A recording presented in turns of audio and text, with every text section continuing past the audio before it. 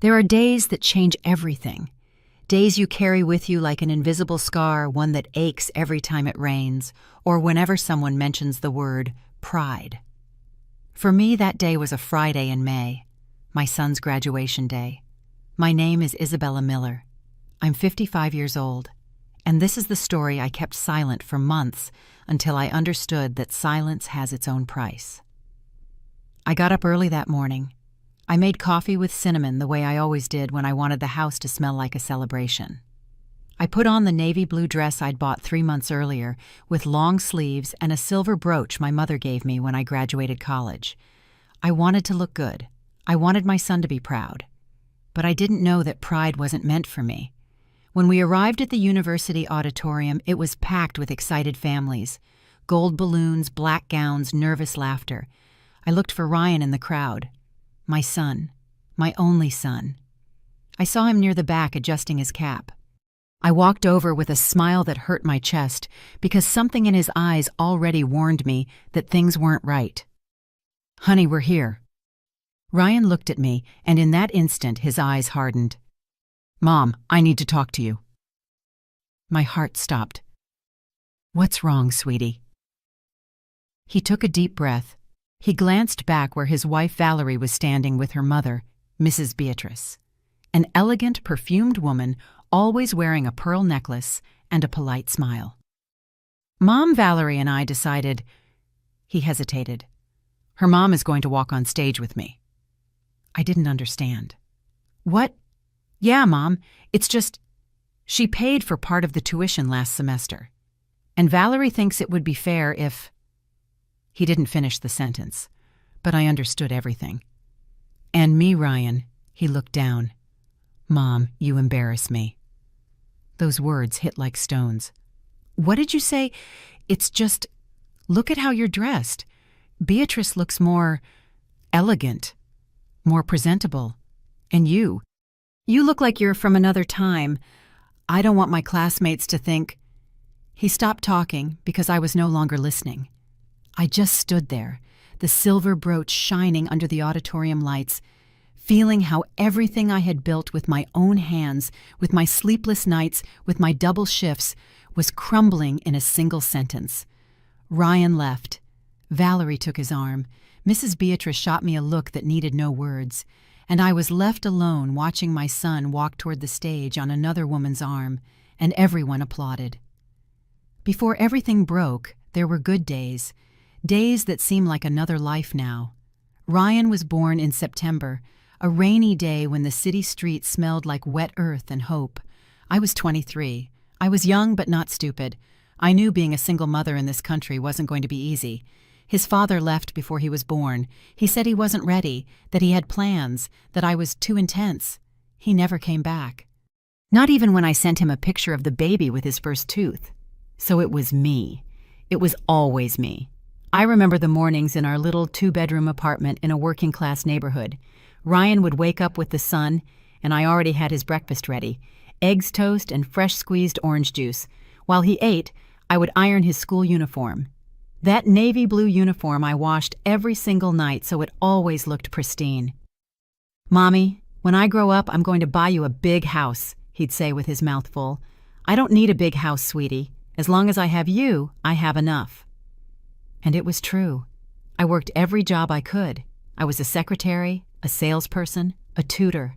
Sometimes I'd come home so tired I'd fall asleep with my shoes still on, but every penny I earned went straight to his education. I wanted Ryan to have what I never had, opportunities. I enrolled him in a private school, not the most expensive one, but a good one. Ryan was smart. He got good grades. The teachers always told me, "Mrs. Miller, your son has a bright future." And I believed them. On Sundays, we'd go to the park. We'd buy corn cobs with chili and lime. We'd sit on a bench under the trees, and he'd tell me his dreams. He wanted to be an engineer, have a red car, travel the world. "And am I coming with you on those trips?" I'd ask. "Of course, Mommy. You're always coming with me." Those words were my fuel. When he turned 15, I gave him a used bicycle I had fixed up with my own hands. It wasn't new, but it worked. Ryan cried when he saw it. "Thank you, Mommy. You're the best mom in the world." I held on to that memory like a treasure, because back then he still saw me. He still valued me. He wasn't ashamed of me yet. When he got into college, I worked double shifts to pay his tuition. I'd get up at 5 in the morning and get home at 11 at night. My hands smelled like bleach and exhaustion. But every time I saw him studying at the kitchen table, books open, coffee steaming, I felt it was all worth it. Until he met Valerie. She came from money. Her father was in business. Her mother organized charity events. They lived in a house with a garden and a swimming pool. Ryan started spending more time with them than with me. At first I didn't worry. I thought it was normal. A young man needs to expand his world. But slowly something changed. Ryan started to look at me differently, as if suddenly my simple clothes, my way of speaking, my small apartment, embarrassed him. The first sign was subtle. One day he said, "Mom, when you come to visit me on campus, can you not bring that old bag?" I laughed, thinking he was joking. "Which bag, honey?" "That cloth tote bag you always use. It looks dated." I didn't say anything, but something inside me cracked. That night I put the bag in the back of my closet, and with it I put away a piece of my pride. Things don't break all at once. They crack slowly, with fissures so small you don't even see them at first. After that comment about my bag, I started noticing more signs, small, almost invisible, but they were there. Ryan stopped inviting me to university events. Before, if there was a conference or a festival, he'd call me excited. "Mom, come, I want you to see what we're doing." Now when I asked, he always had an excuse. Mom, it's going to be really boring, just technical stuff." Or, "There aren't many seats and I already invited Valerie and her parents." I would nod, I'd smile, I'd say it was no problem, but inside something was fading. One Saturday, I decided to surprise him. I made his favorite meal: chicken tinga, red rice refried beans, and handmade tortillas. I packed it all in containers and went to his apartment, the one he shared with 2 roommates near the university. I knocked on the door. Ryan opened it. When he saw me standing there, my bag full of food, his face changed. "Mom, what are you doing here?" "I brought you food, sweetie. I know you haven't had time to cook." He looked over his shoulder, nervous. It's not a good time right now." "Why do you have company?" "Yes, Valerie is here, and her parents." My heart tightened. "Oh, well, I can share with them. I brought enough for everyone." "No, Mom, they already ate, and besides—" He paused, searching for the words. "Look, let's just see each other another day. Okay?" He took the containers from my hands, gave me a quick kiss on the cheek, and closed the door. I just stood there in the hallway. I could hear the laughter coming from inside, laughter that didn't include me. I walked back to the subway with a lump in my throat. The whole way home I kept telling myself it was nothing, that Ryan was just busy, that I was overreacting, but deep down, I already knew. My son was slipping away. Months passed. Ryan visited me less and less. When he did, it was quick. He'd have a coffee, ask how I was, check his phone, and leave. "Sorry, Mom, I gotta go. Valerie's waiting for me." Always Valerie. One day he called to invite me to dinner. I was so excited I couldn't sleep the night before. I got dressed with care, the dress I saved for special occasions, my silver earrings, the brooch my mother gave me. I got to the restaurant. It was an elegant place, white tablecloths and candles on the tables. Ryan was sitting with Valerie and her parents. When I approached, Mrs. Beatrice looked me up and down. "Ah, you must be Isabella," she said with a cold smile. "Ryan has told us so much about you." I don't know why, but I felt that sentence had a hidden sting. During dinner, they talked about trips, about investments, about restaurants in Europe. I didn't know any of those places, so I kept quiet. I ate slowly, trying not to make noise with my silverware. At one point, Valerie's father asked, "Isabella, what do you do for a living?" "I clean offices." I answered honestly, "and I also tutor on the side." There was an awkward silence. Mrs. Beatrice smiled with pity. "How admirable! It's so hard to get by alone, isn't it?" Ryan gripped his wine glass. He didn't defend me. He said nothing. That night when I left, he walked me to the restaurant door. "Thanks for coming, Mom." "Of course, honey. I'll always come when you invite me." He hesitated for a moment. "Mom, do you think you could, I don't know, buy some more modern clothes?" I froze. "What?" "It's just sometimes people judge you by how you look, and I don't want them to think badly of you. Not of me, of him." That night, I cried on the subway, my face hidden in my hands. I felt the crack getting wider. Sometimes we trust the wrong people too much. Have you ever been disappointed by someone you loved? Tell me your story in the comments. I want to read it. There's one thing you learn when you're a mother.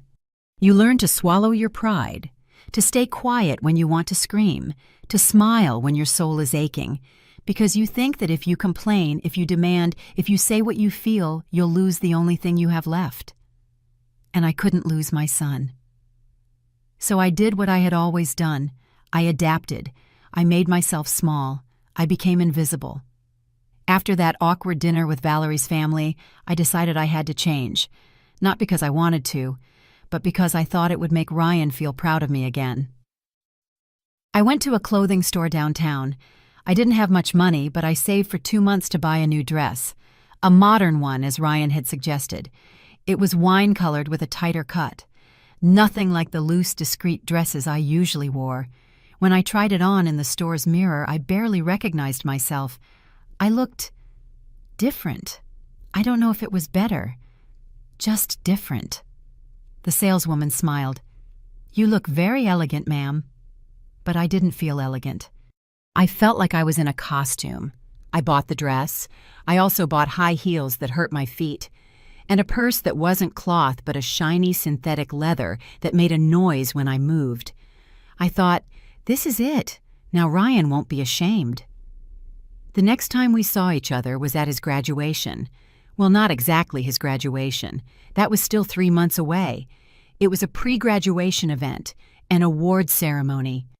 Ryan invited me. He gave me the date 2 weeks in advance. I was so excited I marked the day on my calendar with a red heart. That day I got ready early. I put on the new dress, the new shoes, the new purse. I put on a little makeup, which I almost never did. I even bought lipstick at the drugstore. I got to the university auditorium half an hour early. I wanted to get a good seat to see Ryan receive his award.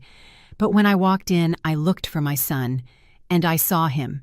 He was sitting in the front row, with Valerie, with Mrs. Beatrice, and with Mr. Arthur Valerie's father. I walked over. I smiled. "Hi, honey." Ryan looked up. He looked at me. And in his eyes I saw something that hurt more than any word. Disappointment. "Mom, I thought you were coming later."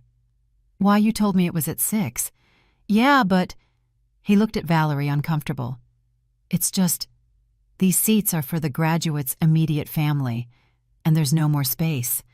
"What do you mean, no space? I'm your mother."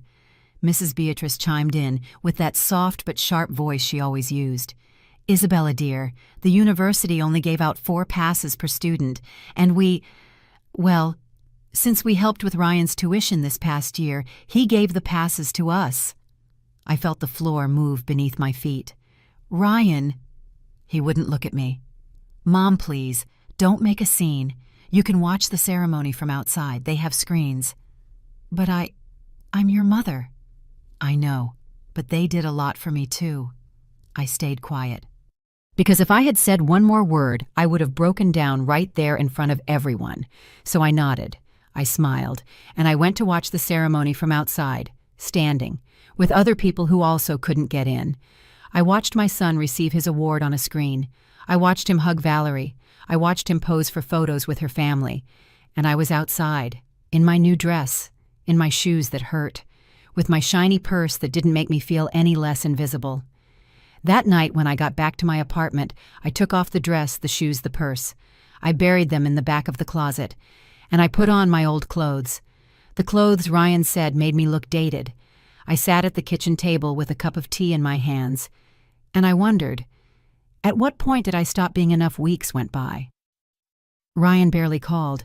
I didn't call him either because I didn't want to be a burden. I didn't want to be that clingy, dramatic mother who demands attention. So I waited. I waited for him to look for me, to need me, to remember who had always been there. But the calls didn't come. Instead, an invitation arrived, a formal invitation printed on thick paper with gold letters. Ryan Miller and Valerie Smith request the honor of your presence at their graduation ceremony. I cried when I saw it. Not from sadness, from relief. I thought, he still wants me there. I still count. I didn't know that ceremony was going to change everything. As I tell this story, I wonder where you're listening from. Write the name of your city in the comments. I need to know I'm not alone in this. Secrets have weight, and when someone is hiding something from you, even if you can't see it, you can feel it. You feel it in the air, in the words they don't say, in the looks they avoid. I felt it, but I didn't want to see it. After I got the graduation invitation, I decided that day was going to be different. It was going to be perfect. Finally, Ryan would see me in the front row, clapping proud of him, and he would remember everything we had been through together. I saved every dollar I could for 2 months. I worked extra hours cleaning offices. I took on more tutoring students. My hands were red and cracked, but I didn't care. I wanted to buy my son a special gift. I went to a jewelry store downtown. I had seen a steel watch, elegant but not flashy, with gold hands. The kind of watch a newly graduated engineer would wear to his first job. It cost $320. It was almost everything I had saved. But I bought it. I had it engraved on the back. To Ryan with all my pride, Mom. When I went to pick it up, I held it in my hands like a treasure. I imagined his face when he saw it. I imagined his hug. I imagined him saying, "Thanks, Mom. I knew I could always count on you." But 2 weeks before graduation, something changed. I went to visit Ryan without calling first. I know. I should have called. But I wanted to surprise him. I wanted to bring him tamales I'd bought at the market, the ones he loved since he was a kid. I knocked on his apartment door. I heard voices inside, laughter, low music. Ryan opened it. When he saw me, his face tensed up. "Mom, what are you doing here?" "I brought you tamales, sweetie. Can I come in?" He hesitated. He looked back. "It's just... I'm busy right now. Just for a minute, honey. I want to say hi." He sighed. He opened the door just enough for me to squeeze in. Inside were Valerie, Mrs. Beatrice, and 2 other people I didn't know. They were looking at papers spread all over the table. Lists, numbers, names. "Hello?" I said timidly. Mrs. Beatrice looked up. "Oh, Isabella, what a surprise." It did not sound like a pleasant surprise. Valerie quickly gathered some of the papers from the table, as if she didn't want me to see them. "We were just organizing the graduation details," she said with a forced smile. "Oh, that's nice," I replied. "Do you need any help?" An uncomfortable silence. "No, Mom," Ryan said. "It's all under control."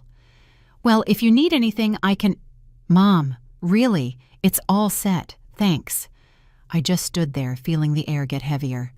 I left the tamales on the kitchen counter. "I left them there in case you want to eat later." "Thanks, Mom. I'll call you later. Okay?" He walked me to the door, gave me a quick kiss on the cheek, and closed it. But just before the door shut completely, I heard Mrs. Beatrice's voice. "Have you told her yet?" And Ryan's voice low and nervous. "Not yet. I'm going to do it on graduation day." I didn't hear any more, but those words stuck in me like splinters. "Tell me what?" For the next few days, that question kept me awake. I tried calling Ryan several times. He didn't answer. I sent him messages. The replies were short, cold. "I'm busy, Mom. I'll see you Friday at graduation." Everything is fine, but I knew everything was not fine. One afternoon, I was cleaning an office when I found a society magazine someone had left in the waiting room. I opened it distractedly, just to pass the time while I waited for the floor to dry. And then I saw it. A photograph. Full color. In the social events section. It was Valerie. She was at a gala dinner wearing a long, sparkling dress. And next to her in a black suit and tie was Ryan, my son. The caption read, "Ryan Miller, soon to graduate with honors in engineering, accompanied by his fiancée Valerie Smith and the Smith-Ortega family at the annual charity dinner for the Hands That Build Foundation. Mrs. Beatrice Smith, president of the foundation, highlighted the social commitment of the new generation. I read the text 3 times. Soon to graduate with honors. Honors. Ryan had never told me he was graduating with honors. He had never told me about that dinner. He had never invited me. But that's not what hurt the most. It was the sentence at the end. The Smith-Ortega family has been a fundamental pillar in the young Mr. Miller's academic formation, covering a significant part of his education in recent years. I felt like I'd been punched in the stomach. I kept the magazine. I finished my shift in silence. I got to my apartment. I sat at the kitchen table, that magazine open in front of me, staring at the picture of my son. My son, whom I had raised alone, whom I had fed, clothed, and educated with the sweat of my brow. And now in a magazine in print for the whole world to read, it said that another family had been his pillar. Not me. Them. I didn't sleep that night. I stayed awake replaying everything. The signs, the silences, the uncomfortable looks, the words I'd overheard. Have you told her yet? Not yet. I'm going to do it on graduation day. What was it he hadn't told me? Graduation day arrived faster than I expected. I got up early. I showered. I put on the navy blue dress, the one I'd bought 3 months before. I put on my mother's silver brooch. I did my hair carefully. And I put the watch in my purse, the watch I had engraved with so much love.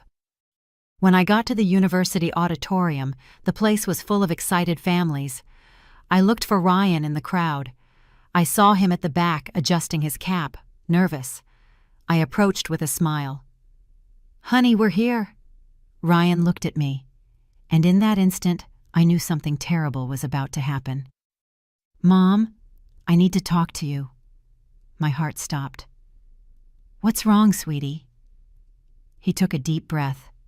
He looked back where Valerie and Mrs. Beatrice were. "Mom, Valerie and I decided her mom is going to walk on stage with me." The words fell like stones. "What?" "Yeah, Mom, it's just... She paid for part of the tuition last semester, and Valerie thinks it would be fair if... And me, Ryan." He looked down. "Mom, you embarrass me." The world stopped. "What did you say?" "It's just, look at how you're dressed.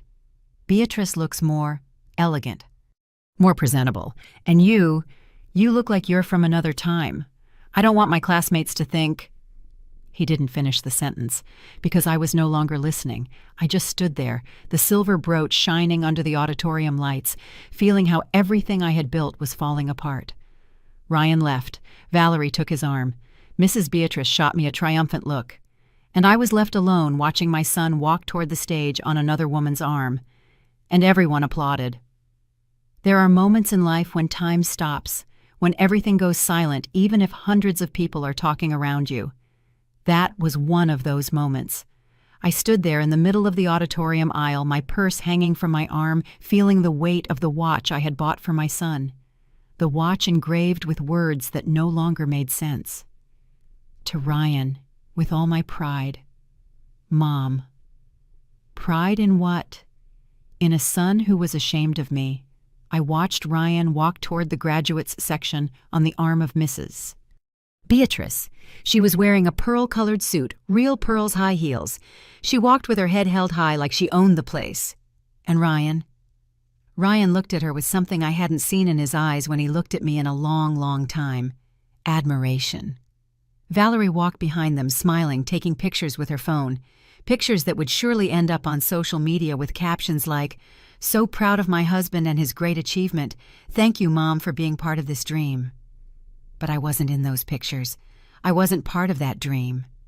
An older woman sitting near where I stood, frozen, touched my arm. "Are you all right, ma'am?" I blinked. I didn't know if I was all right. I didn't know if I could move. Yes, thank you." "Are you family for one of the graduates?" I swallowed. I'm Ryan Miller's mother." The woman smiled. "Oh, how exciting. You must be so proud." I didn't answer, because I didn't know if I was. I sat in one of the chairs at the very back. Far from the stage, far from the front row where I was supposed to be. The ceremony began. There were speeches, nice words about effort, dedication, the future. The head of the department spoke about the generation's achievements. He mentioned names, he mentioned projects, and then he said something that made my heart stop. This year, we are proud to have 3 students graduating with honors. Young people who not only excelled academically, but also showed social commitment and leadership. One of them is Ryan Miller. People clapped. I clapped too, but my hands were shaking. Honors. Ryan had never told me. The director continued. Ryan not only maintained an outstanding average throughout his studies, but he also participated in social impact projects, collaborating with the Hands That Build Foundation, led by the distinguished Mrs. Beatrice Smith, who joins us today. Thanks to her support, Ryan was able to complete his education and graduates today as one of the best in his class. More applause. I looked ahead. Mrs. Beatrice stood up from her seat, smiled and waved, as if she was the one who had done all the work, as if she were the mother. And Ryan looked at her, and he smiled at her. I felt something break inside me, something that could never be fixed, because in that moment I understood the whole truth. It wasn't just that Ryan was ashamed of me. It was that he had built a new story, a story where I didn't exist, a story where Mrs. Beatrice took my place, where my sacrifice, my sleepless nights, my cracked hands, none of it mattered, because I wasn't elegant, because I didn't have money, because I couldn't give him the status he wanted. And then in the middle of all that pain, I remembered something. A conversation I'd had with Ryan when he was 12. We had gone to a park. We sat on a bench. He was eating a vanilla ice cream cone. I watched him, just happy I could afford that ice cream with the money I'd earned cleaning houses. Mommy, he'd said, when I grow up, I'm going to be really important. I'm going to have a lot of money, and I'm going to buy you a big house with a garden. I don't need a big house, sweetie, I answered. As long as I have you, I have enough.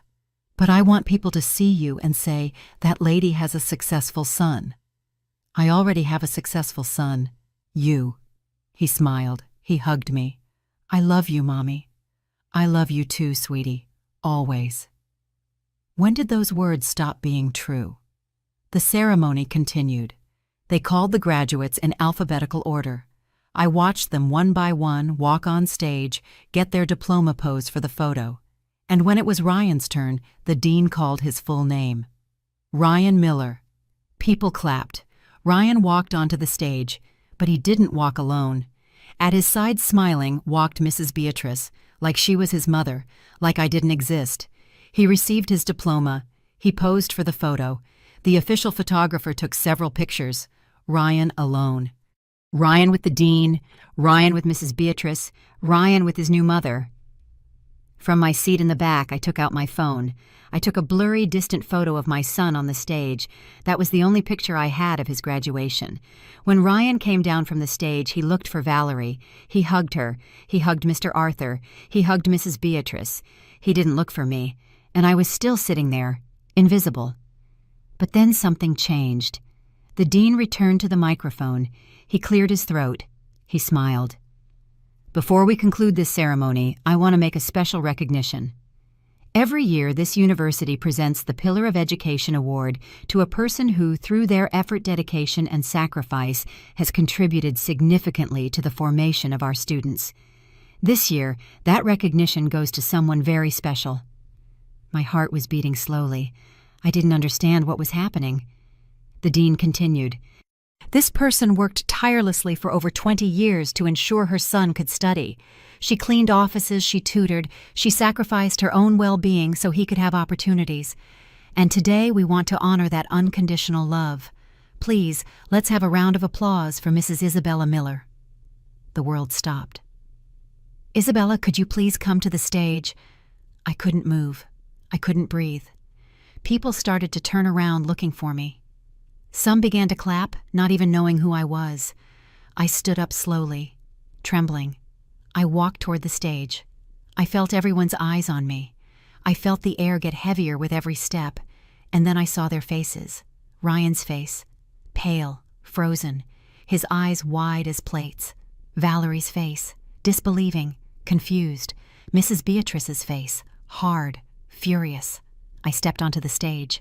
The dean held out his hand. "Mrs. Miller, it is an honor for us to recognize your effort. We know from the academic and financial records that you covered the majority of Ryan's education, from elementary school through the 7th semester of university. Your sacrifice should not go unnoticed." He handed me a plaque, gold, with my name engraved on it.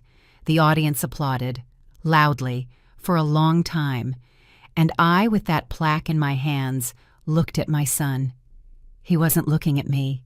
His head was down, his hands clenched, his face was pale as wax, because in that moment in front of everyone, the truth had come out. I was the mother who had done everything, not Mrs. Beatrice, me. There are silences that hurt more than screams, silences that weigh like stones on your chest. That was the silence that followed after I stepped down from the stage. I walked slowly, plaque in my hands. I felt everyone's eyes on me. Some smiled at me. Others whispered. But I could only see my son. Ryan was still standing where I'd left him, motionless, his face pale, his fists clenched. Valerie was beside him, her hand on his arm, looking at me with a mix of surprise and, was it respect or pity? I don't know. Mrs. Beatrice, on the other hand, looked at me with pure hatred, the kind of elegant, controlled hatred that women like her have perfected over years, the kind of hatred that doesn't need words. As I passed them to go back to my seat, Mrs. Beatrice muttered, just loud enough for me to hear, "What a pathetic scene, looking for attention right up to the last second." I didn't answer her, because if I had opened my mouth, I wouldn't have been able to hold back everything I was carrying. I went back to my seat in the back. The ceremony continued. More speeches, more applause, more photos. But I wasn't there anymore. My body was in that chair, but my mind was somewhere else, remembering, processing, understanding. When the ceremony ended, people started to leave. Families hugging, graduates laughing, camera flashes, balloons, flowers, joy everywhere. I stayed seated, waiting. I don't know what I was waiting for. Maybe I expected Ryan to come, to look for me, to say something, anything. But he didn't. I watched him, Valerie, and the Smith family walk out of the auditorium together. They were talking among themselves. Mrs. Beatrice was gesturing with her hands, clearly upset. Ryan just nodded silent, staring at the floor. They left, and they didn't look back. I sat there for maybe 20 more minutes, until the auditorium was almost empty, until the staff started collecting the chairs, until a woman from the cleaning crew approached me and asked kindly, "Can I help you with anything, ma'am?" "No, thank you. I'm leaving now." I walked out of the auditorium, my plaque under my arm. Outside, families were still celebrating. There was an area with tables and snacks, music, laughter. I looked for Ryan. I found him on the other side of the courtyard, surrounded by people. Friends, classmates, Valerie's family. I walked toward him slowly. Each step felt heavier than the last. When I reached him, everyone went quiet. They looked at me. Ryan looked up. "Mom." "Honey, I need to talk to you." He looked at Valerie. She nodded, uncomfortable. "Sure, Mom. Give me a minute." He excused himself from his friends. We walked to a quiet corner under a large, shady tree. We stood there, not looking at each other. I waited for him to say something first, to explain, to apologize. But he didn't. So I was the one who broke the silence. "Why, Ryan?" He didn't answer. "Why did you do that to me? Why did you say I embarrass you? Why did you let another woman walk on stage with you as if she were your mother?" Ryan closed his eyes. He clenched his jaw. "Mom, please, don't make a scene." "A scene? You think this is a scene?" "Yes, it is. It's always been this way. You're always so intense, so clingy, so needy." His words hit me like fists. "Needy, Ryan, I just wanted to be there for you. Like I've always been." "Exactly. Always. Always there. Always reminding me how much you sacrificed. Always making me feel guilty for everything you did for me." "I never made you feel guilty." "Yes, you did. Every time you looked at me. Every time you talked about how hard you worked. Every time you said, 'I do it all for you, sweetie,' as if I owed you my entire life. Because I gave you my life, Ryan. I gave you my entire life. And that right there, That is exactly what I can't stand." I fell silent. I didn't understand what was happening. I didn't understand how we got to this point. Ryan took a deep breath. He ran a hand through his hair. He looked tired, but not sorry. "Mom, I'm grateful for everything you did. I really am, but I can't carry that anymore. I can't live feeling indebted to you. I need to live my own life. No one asked you to live in debt to me, but I do. I do every time you show up unannounced. Every time you call me 3 times a day. Every time you look at me with those sad eyes as if I'm the only reason you exist. Because you are Ryan. You have been my reason for existing since you were born. And that is the problem, Mom. I don't want to be anyone's reason for existing. It's too much pressure." I felt the tears starting to come, but I held them back. Not yet. "And Mrs. Beatrice, she doesn't pressure you. She's different. Different how she treats me like an adult, like someone with potential, not like a child who needs his food cut for him. I never treated you like a child. Yes, you did, and you still do. To this day, you talk to me like I'm 10. My love, my sky, my life, all the time, in front of my friends, in front of Valerie. It's embarrassing." That word, again. "You know what's embarrassing, Ryan?" My voice started to break. "That I worked for 20 years, day and night, so you could study. That I broke my back, cleaning offices to pay your tuition. That I skipped meals so you could have school supplies, and now on your graduation day you tell me I embarrass you." "Mom, no, let me finish. You know what else is embarrassing? That you let another woman, a woman who paid for 1 semester, just one, take my place. That you allowed the world to believe that she was your pillar. When I was the one who was there from day one. She helped me when you couldn't anymore, Mom. When I couldn't. What are you talking about? You didn't have the money for the last year. You know you didn't. I needed to pay the tuition and you had no way. Valerie's family offered to help and I accepted. What did you want me to do? I wanted you to ask me for help first. I wanted you to trust me. I always found a way, Ryan. Always. But I didn't want you to keep sacrificing for me. It was enough. That wasn't your decision to make. Yes, it was. Because it's my life and I decided to accept their help. And yes, maybe I owe them something now, but I'd rather owe them than keep feeling guilty with you." I was silent. I had no words, because everything I had believed, everything I had built, everything my life had meant, had just fallen apart. Ryan looked at his watch. "Mom, I have to go. We're going to dinner with Valerie's family. We have reservations." "And me," he hesitated. "Mom, You're not invited." Those words were the final blow. "I understand. Don't be angry, please. It's a family dinner. Their family. I'm your family too, Ryan." "I know, but not today, Mom. Today. I need to be with them." He stepped closer. He gave me a kiss on the cheek. Quick, cold. "I'll call you tomorrow, okay?" And he left. I watched him walk away. I watched him rejoin Valerie. I watched him get into an elegant car, the kind I could never afford. I watched him leave, and I stayed there, alone, under that tree, with my gold plaque under my arm. And a watch in my purse that I never gave him. I took out the watch. I looked at it. I read the engraving. "To Ryan with all my pride, Mom." And in that moment, something inside me shattered. But it wasn't a loud break.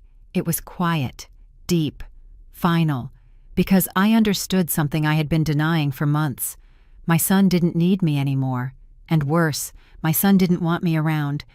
I put the watch back in my purse. I wiped my tears with the back of my hand. And I walked toward the campus exit.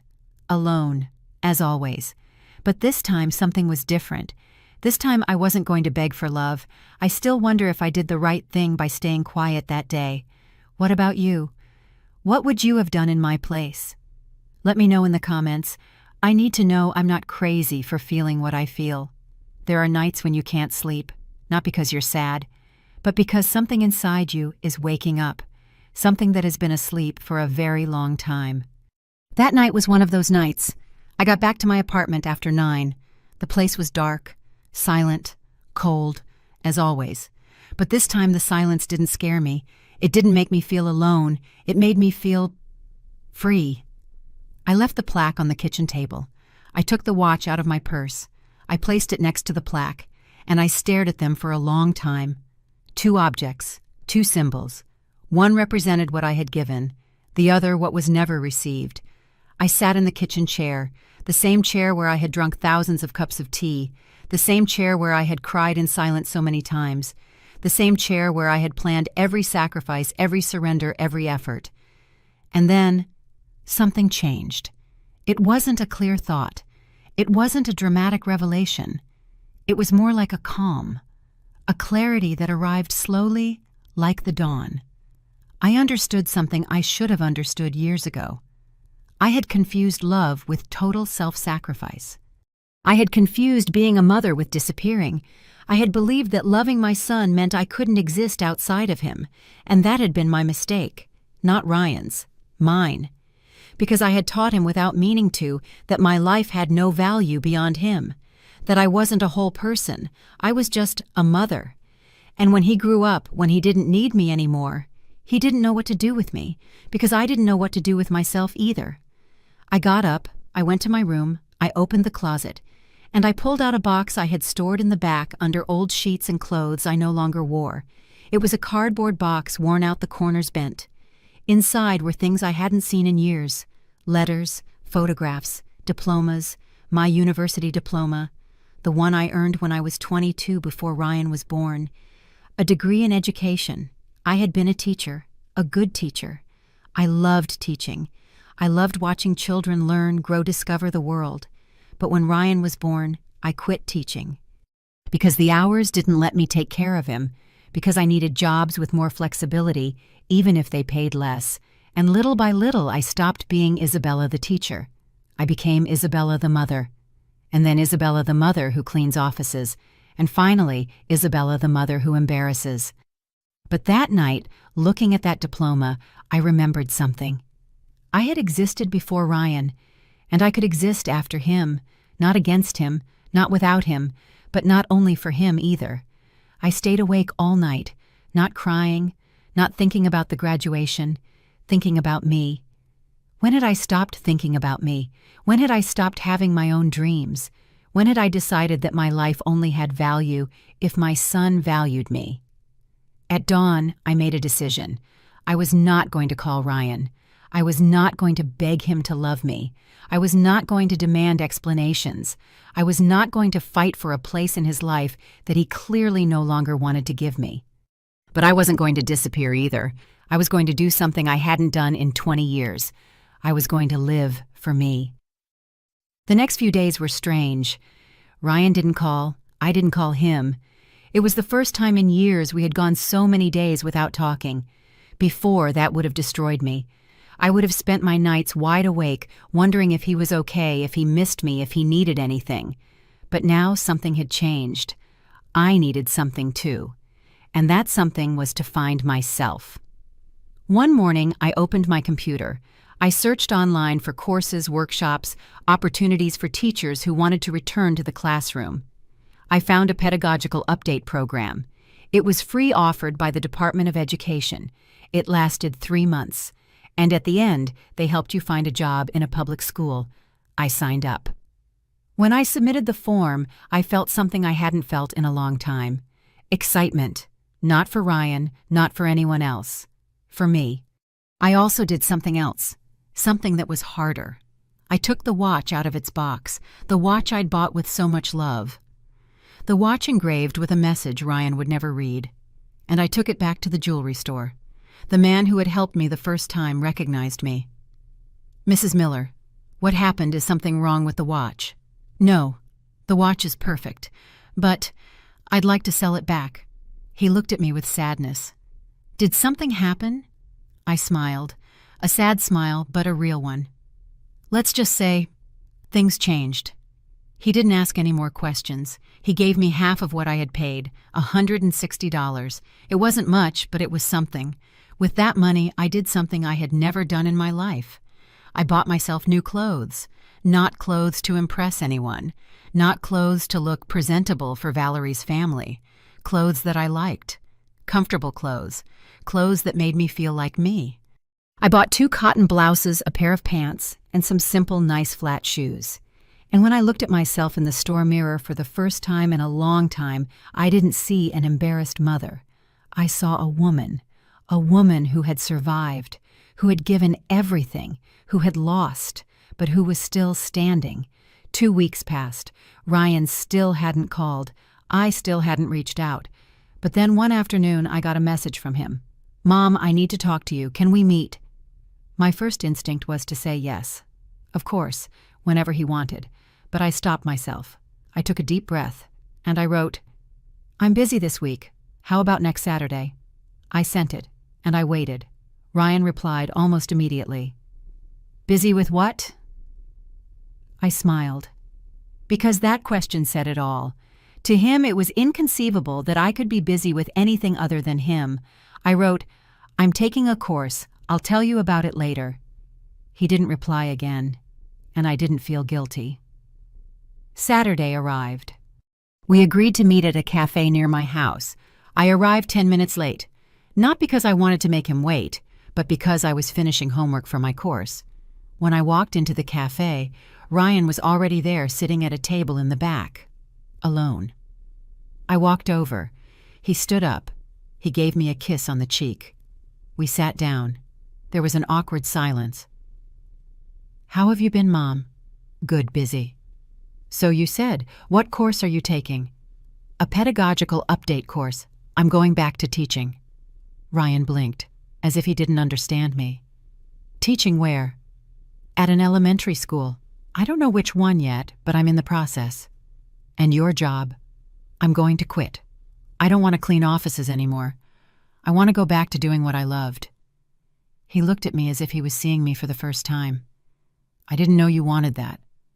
"I didn't either, until recently." Another silence. "Mom, I wanted to apologize." I looked at him. I waited. "What I said to you on graduation day. It was wrong. I was cruel, and I'm sorry. Are you sorry because it was cruel, or are you sorry because you realized it was unfair?" Ryan looked down. "Both." "And what changed Ryan? Why are you apologizing now?" He took a deep breath. Because Valerie made me see things differently." "Valerie?" "Yes. After graduation, we had a huge fight. She told me that what I did was horrible, that how could I leave you there alone after everything you did for me? She told me she saw me differently now, that she didn't like the person I was becoming." I stayed quiet, processing. "And also, Mrs. Beatrice and I had a problem." "What kind of problem?" "She expected me to start working on one of her projects right after graduation, practically for free. She said it was the least I could do after everything her family invested in me. And when I told her no, that I wanted to find my own path, she got very angry. She called me ungrateful. Said that after everything they did for me, this is how I repay them." I stared at him. "And that's when you understood." He nodded. His eyes were wet. "That's when I understood. That you never asked me for anything in return. You never expected me to pay you back. You never put conditions on me. You just loved me. And I treated that love like it was a burden." I felt something inside me soften, but not completely. The pain was still there. "Ryan, I accept your apology, but I need you to understand something." "What?" "I can't keep living my life waiting for you to value me. I can't keep being that mother who is always available, always waiting, always sacrificing, because that's not healthy. Not for me, and not for you. I know, Mom. I love you. I will always love you. But I need to live my own life. I need to be Isabella, not just your mom. He nodded. Tears were running down his face now. I understand. And I need you to respect that. I will, I promise. And don't promise me, Ryan. Just show me. We sat there in silence. A different silence. Less heavy. Ryan wiped his tears. Can we try again, Mom? Start over? But differently. We can try. But slowly. Slowly, he repeated. I paid for my coffee. I stood up. I have to go. I have class in an hour. Can I call you this week? You can. But if I don't answer, don't worry. I'm not living by the phone anymore. He smiled. A sad smile, but he understood. I love you, Mom. I love you too, son. I walked out of the cafe. I walked down the street feeling the sun on my face, and for the first time in a long time, I didn't feel empty. I didn't feel less than because my son hadn't chosen me that day. I felt complete because I had chosen me, and I understood something that changed everything. Justice doesn't always come as revenge. Sometimes it comes as freedom, as letting go, as living, as understanding that true love doesn't require you to destroy yourself to prove it. I had done my part. I had loved. I had given. I had sacrificed. And now it was time for someone else to love me. Myself. Life has a strange way of balancing things. It's not always fast. It's not always obvious. But it always arrives. I didn't seek revenge. I didn't need it. Because I had understood something fundamental. True justice isn't about making the other person suffer. It's about living so well that their opinion of you stops mattering. And that's exactly what I did. 6 months passed after that coffee with Ryan. 6 months in which my life changed in ways I never imagined. I finished the teaching program. I was at the top of my class. Not because I was smarter than the others, but because I had something they didn't. Hunger. Hunger to be me again. Hunger to prove to myself that I still could. I was offered a position at a public elementary school downtown. It wasn't a luxury school. It wasn't private like the one Ryan went to, but it was a good school, with good kids, and with a principal who valued his teachers. My first day as a teacher after 20 years, I cried. I cried when I saw my name on the classroom door. Ms. Isabella Miller, 3rd grade. I cried when the children came in with their big backpacks and curious faces. I cried when a little girl with huge eyes asked me, "Are you our teacher?" "Yes, sweetie, I'm your teacher." "And are you going to love us?" I smiled. "With all my heart. I'm going to love you very much." And I did, because now I knew how to love without disappearing, how to give without emptying myself, how to be important in someone's life without ceasing to be important in my own.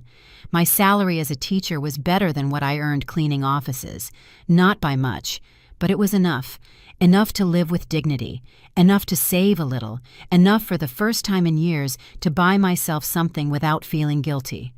I bought a plant, a small green resilient succulent. I put it in my living room window, and every morning when I watered it, it reminded me of myself. I can also bloom, even after the drought. Ryan and I kept in touch, but it wasn't like before. He didn't call 3 times a day.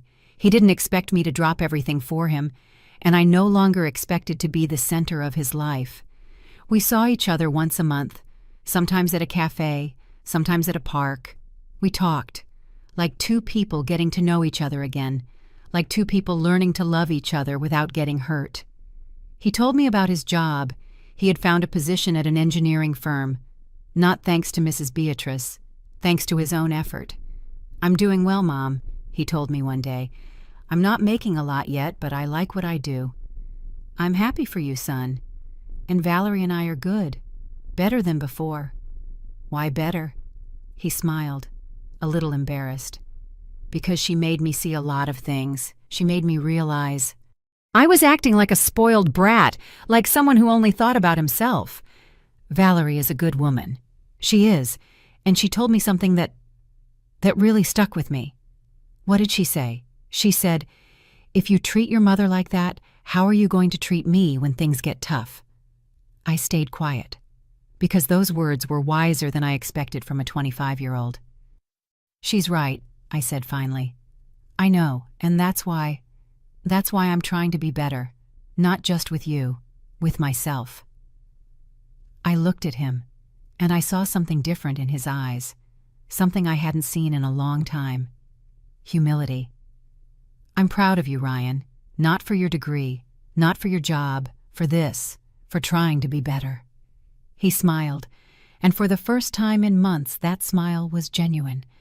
But while my relationship with Ryan was slowly healing, something else was happening, something I didn't look for, something that just happened. Mrs. Beatrice was paying the price for her arrogance. I found out from Ryan. One afternoon during one of our talks, he told me with a mix of discomfort and relief, "Mom, I have to tell you something about Mrs. Beatrice." "What happened?" "Well, it turns out her foundation is in trouble, serious trouble." "What kind of trouble?" "Legal, tax problems. Apparently there were irregularities in how she handled donations. I'm not sure of all the details, but there's an investigation open, and her reputation is on the floor." I stayed quiet. I didn't feel joy, but I didn't feel pity either. "And how is she?" "Well, not good. Valerie says her mom is extremely stressed. She's lost friends. A lot of the people who used to flatter her now turn their backs on her." "And how do you feel about that?" Ryan sighed. "Honestly, Mom, I feel relieved. Because now I understand that she didn't help me out of generosity. She helped me because she wanted control. She wanted me to owe her. She wanted me to be her project, her success story to show off at her events. And when you didn't do what she expected, she got angry. She felt betrayed, as if I had stolen something from her. Love isn't something you pay for, Ryan, and it's not something you charge for. I know, Mom, I know that now." Weeks passed, and stories about Mrs. Beatrice started coming from different places. A fellow teacher who knew someone who had worked with the foundation told me, "Did you hear about Mrs. Smith? The one with that famous foundation? Turns out she was using donation money to pay for her trips, her dinners, her personal expenses, all disguised as administrative costs. Now they're auditing her. It looks like she's going to have to pay back a lot of money, or face charges."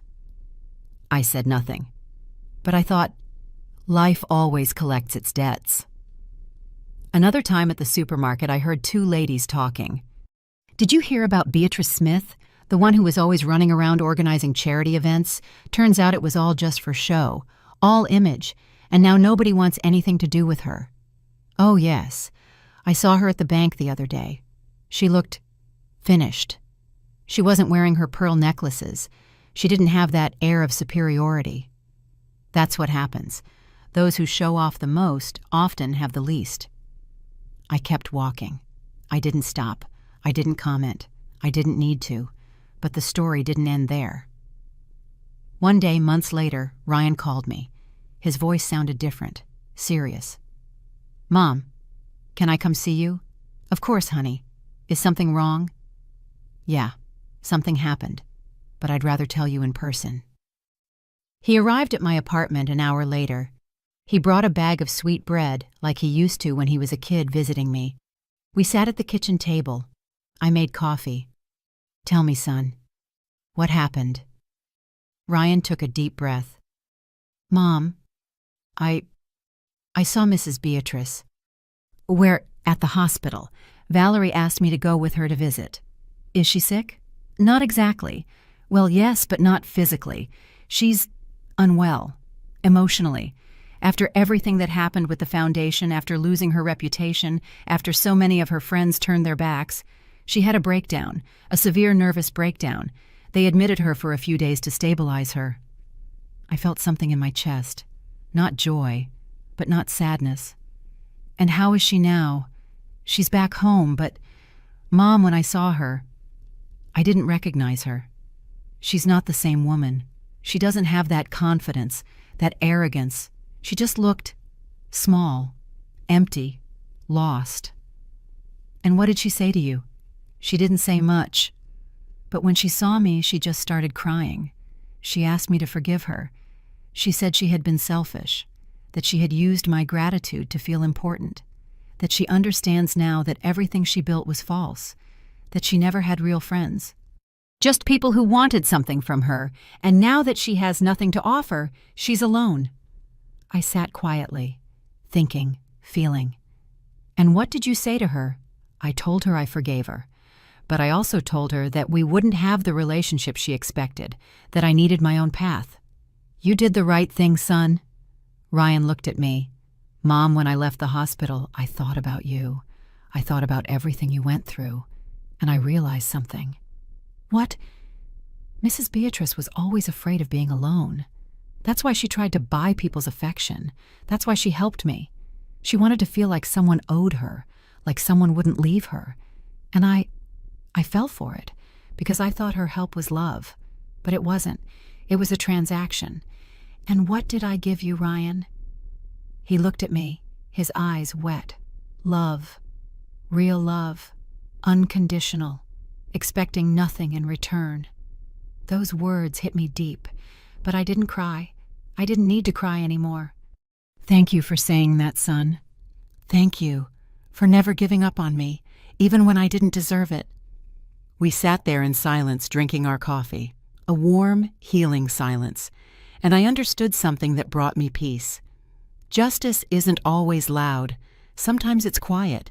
Sometimes it comes in the form of truth, in the form of natural consequences, in the form of a well-deserved loneliness.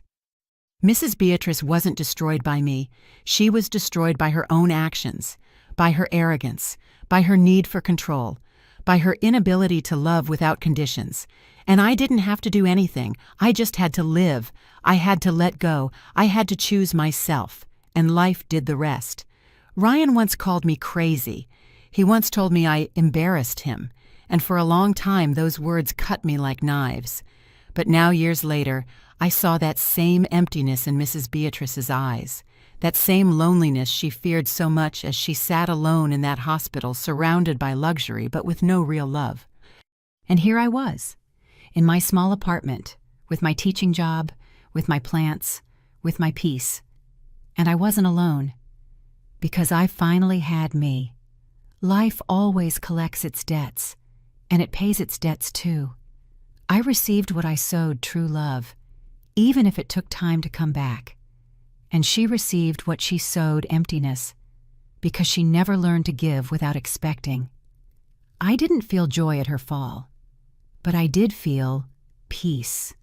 The peace of knowing I had done things right, that I had loved completely, that I had given unconditionally, and that in the end was worth it. Because true love is always worth it, even when it hurts, even when it's not returned right away. Because true love doesn't need applause, it doesn't need recognition. True love simply remains. And I remained. There are stories we keep inside for years, stories that weigh on us, stories that hurt, stories that if we don't tell them, consume us from within. This was one of those stories. Today, as I tell you all this, 2 years have passed since that graduation day. 2 years since I heard those words that broke me. Mom, you embarrass me. 2 years in which my life has changed in ways I never imagined. Ryan and I have a different relationship now. It's not the relationship I dreamed of when he was a child, not that inseparable mother-son bond you see in movies, but it's real, it's honest, and it's healthy. We see each other once or twice a month, sometimes more, sometimes less. It depends on our schedules, because yes, I have a schedule now too. I have a life that doesn't just revolve around him. And that paradoxically has brought us closer, because now when we see each other, it's because we both want to, not because I need to, not because he feels obligated to. It's because we choose each other. 3 months ago, Ryan and Valerie got married. It was a small, intimate wedding in a beautiful garden upstate. It wasn't the big, flashy wedding Valerie's family had originally planned, because after everything that happened with Mrs. Beatrice, a lot of things changed in that family too. Valerie invited me personally. She came to my apartment one Saturday afternoon with an envelope in her hands. "Isabella, I want you to come to our wedding," she said, her eyes sincere. "And I want you to know, I've always admired you, from the beginning." I was surprised. "Really?" "Yes. When I first met Ryan, He would tell me stories about how you two grew up, about how you worked 2 shifts so he could study, about how he never lacked for anything. And I used to think, what a strong mother. I didn't always feel strong. But you were, even if you didn't feel it. And I want you to know, I never agreed with what happened at graduation. I told Ryan he was making a huge mistake, but he wouldn't listen to me, not until it was too late. Thank you for telling me that, Valerie.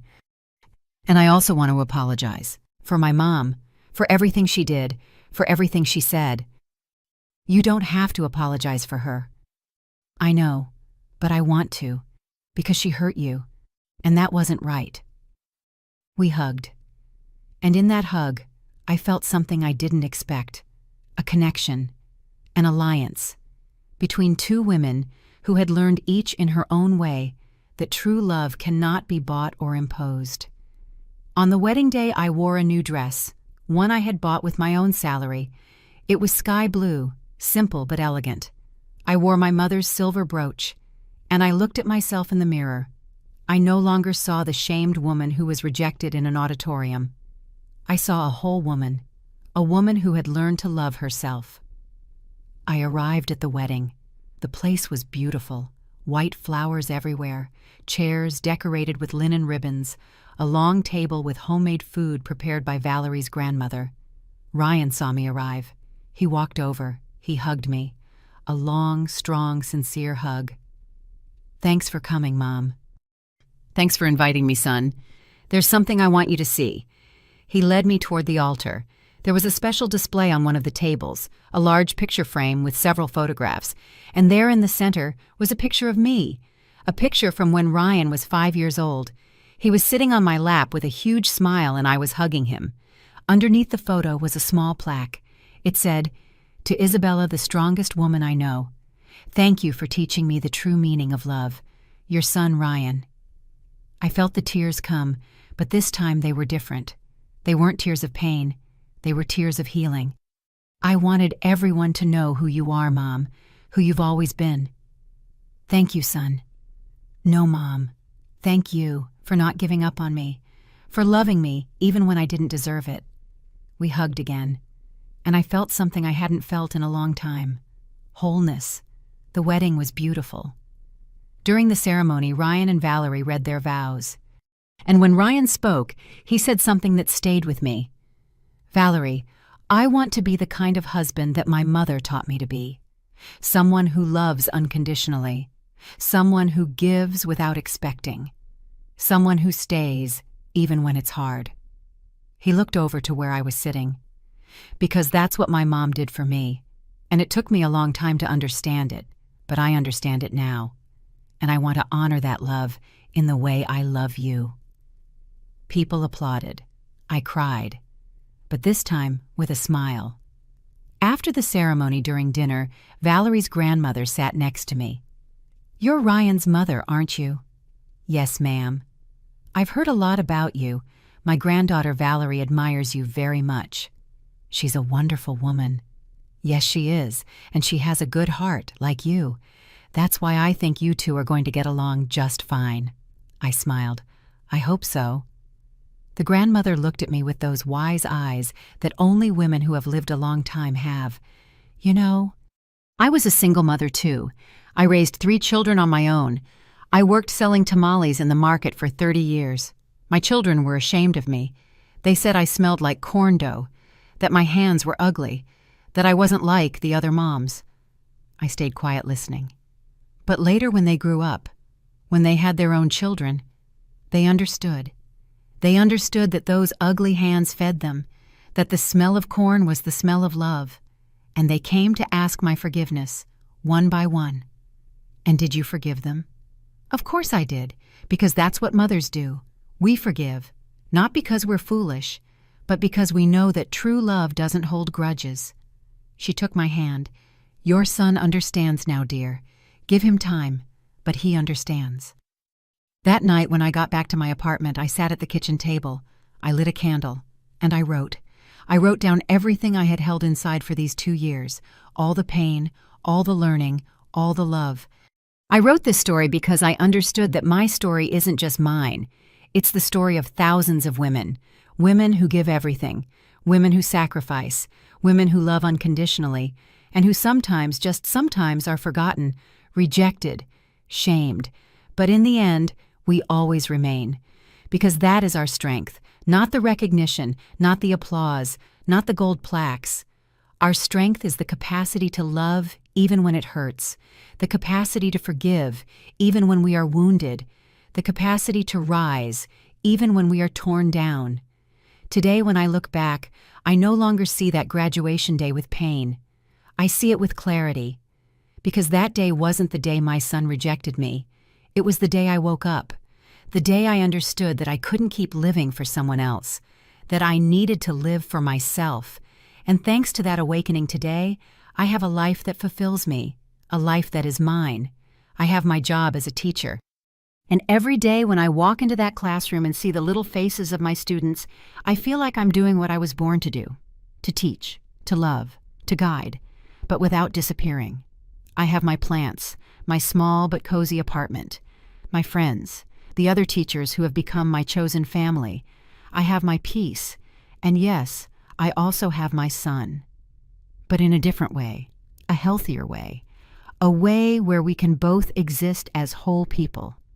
Not as two halves desperately needing each other to survive, but as two human beings who choose each other, respect each other, and love each other.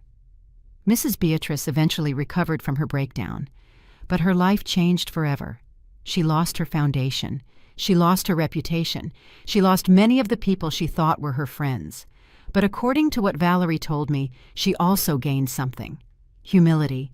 She learned the hard way that love cannot be bought, that respect cannot be imposed, that true wealth isn't in bank accounts or social events, it's in the people who stay, even when you have nothing left to offer. I hold no grudge against her, because I understood that she was also just a scared woman, a woman who confused control with love, a woman who never learned to give without expecting something in return, and that in the end was her prison.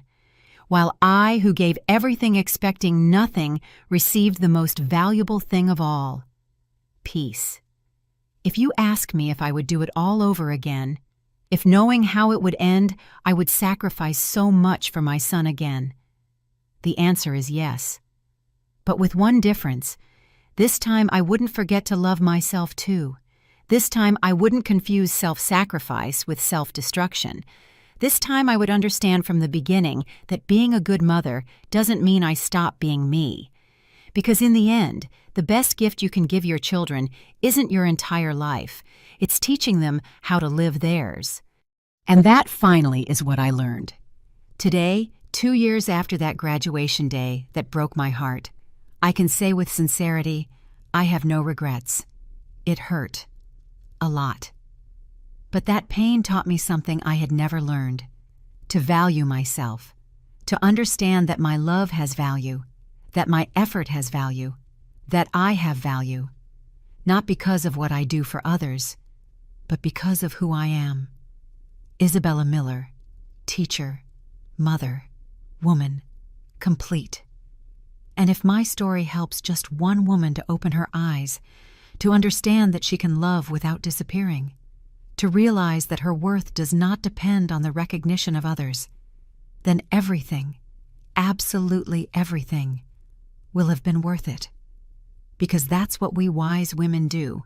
We turn our pain into lessons, our wounds into wisdom, our tears into strength, and we move forward, not out of pride, but out of love, self-love, which is in the end the only love no one can ever take away from you. Thank you for listening to the end. Thank you for walking this path with me. Thank you for letting me share my story with you. If this story touched your heart, if you saw yourself reflected at any point, if you understood that you are not alone in this, then my purpose is fulfilled. Because I didn't share this story for you to feel sorry for me. I shared it so you would understand something fundamental. Never ever let anyone make you believe your love isn't valuable. Never let anyone take away your dignity. And never ever forget to love yourself first. Because if you don't, no one else will. Subscribe to Elderly Stories and activate the notification bell to hear more stories of women who transformed their pain into wisdom. Every day, a new woman, a new life lesson. Share this story with someone you love. Sometimes a story like this can change someone's whole day. God bless you, and until next time, with love, Isabella.